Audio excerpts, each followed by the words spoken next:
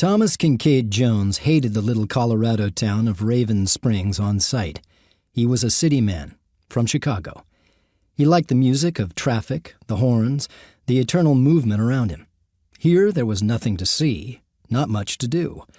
Raven Springs, just a few miles out of Benton, Colorado, where he was temporarily assigned on a case, was the end of the world. It was a little town in northwestern Colorado surrounded by majestic snow-covered mountains, with a small and tight-knit population that seemed to disdain any stranger. The holiday season had apparently been kicked off even before Thanksgiving, because the town was decked out in lights and Christmas decorations in the store windows. And Christmas was at least 3 weeks away. He hated Christmas. It was a cold Christmas morning in Chicago when the woman he loved told him that she'd met somebody else and fallen in love, really in love, and that she was leaving him. He'd tried to talk her out of it.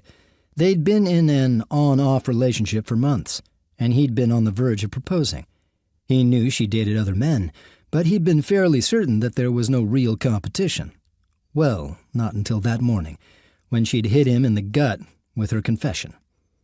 Maybe it hadn't been love as much as physical attraction that held them together, but he'd felt lost when she left town.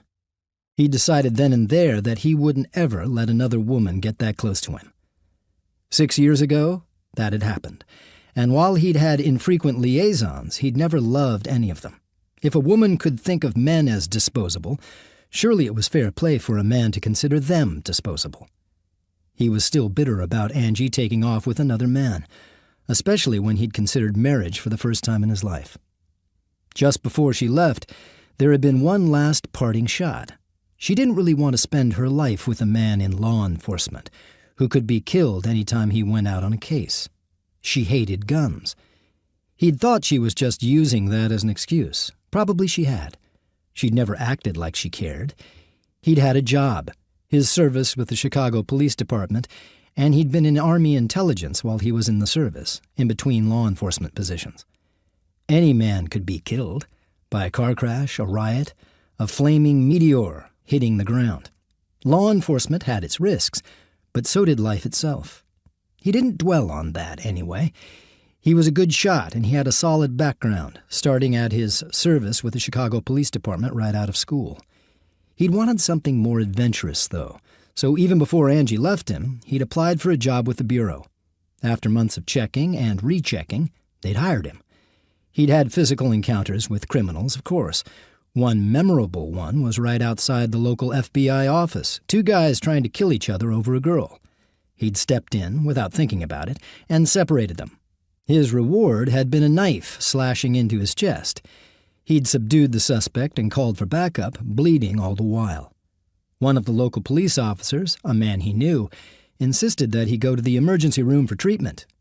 He still had the scar. It wasn't too noticeable in the thick hair that covered the solid muscle of his chest, but it was long and deep. He was a big guy, over 6 feet, not fat but husky and broad-shouldered, like a wrestler. He had thick black hair and large hands. His eyes were dark and piercing, and he almost never smiled. They'd called him Stoneface back in Chicago.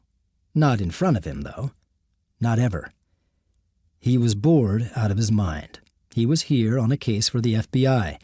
It was a federal crime, kidnapping, and he was partnering with local law enforcement to apprehend the perpetrator who'd left his heavily bound hostage, a young woman, to freeze to death in a lonely, unheated mountain cabin.